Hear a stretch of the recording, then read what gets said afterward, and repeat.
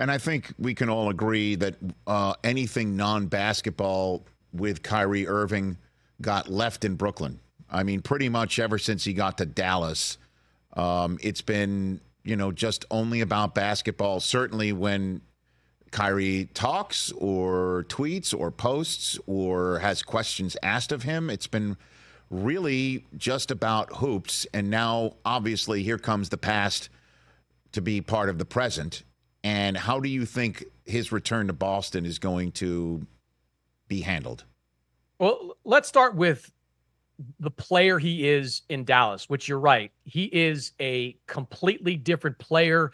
And off the court, he is operating like a very different person. Now, some of that is kind of the natural maturity that you get when you're 32 years old and having gone through the things that Kyrie has gone through. And look, a lot of it was problems of his own making. But, when he hits his early 30s and realizes there aren't a lot of teams out there that were looking to sign him, I think that kind of gave him a little bit of a jolt, a reality check, if you will. I also think the situation in Dallas has been picture perfect for Kyrie. He gets to play for a coach in Jason Kidd, who, look, he grew up, a big fan of. I mean, Jason Kidd spent, his formative years in New Jersey. Kyrie Irving grew up in New Jersey, went to a lot of those Nets games. And, Jason's a Hall of Fame player. Kyrie is on that track. So there's a kind of a kindred spirit there in the head coach in Jason Kidd. And Jason told me, last week in Dallas, like one of the big reasons they're successful is because Kyrie has embraced that kind of secondary 1B type of option with the Mavericks. So it's worked out as well as it possibly could work out for Kyrie in Dallas. All that being said, imagine the most hostile environment you can think of, Rich. That's what it's going to be for game one for Kyrie Irving. Like these Boston fans, even though it's worked out great for them over the last few years, they're in their second finals in 3 years. They've got one of the best young teams in basketball.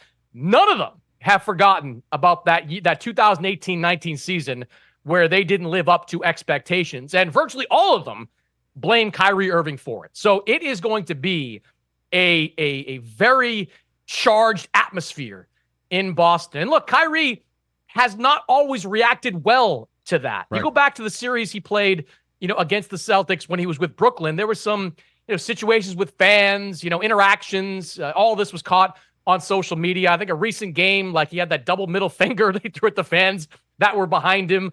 The Mavericks need a focused and locked in Kyrie Irving for this season. They need him to put up 25, 30 points per game, do it in an efficient way, play solid defense on the other end of the floor. And I think that is going to be one of their biggest challenges because this Boston crowd is going to be amped up. And, they have not kind of forgotten all that happened in that year, and they blame it largely on Kyrie Irving. NBA Finals are, throughout history, filled with players who are unsung, coming out of nowhere, the proverbial X factor. You got one on each team for this Finals?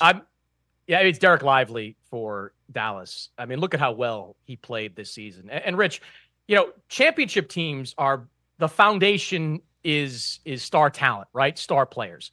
But where would the Mavericks be right now without Derek Lively? If they didn't get him in the back half of the lottery, they would not be in this position right now. Derek Lively has been a high-level defensive player, shot blocker, and he has been an incredible rim runner and dunker.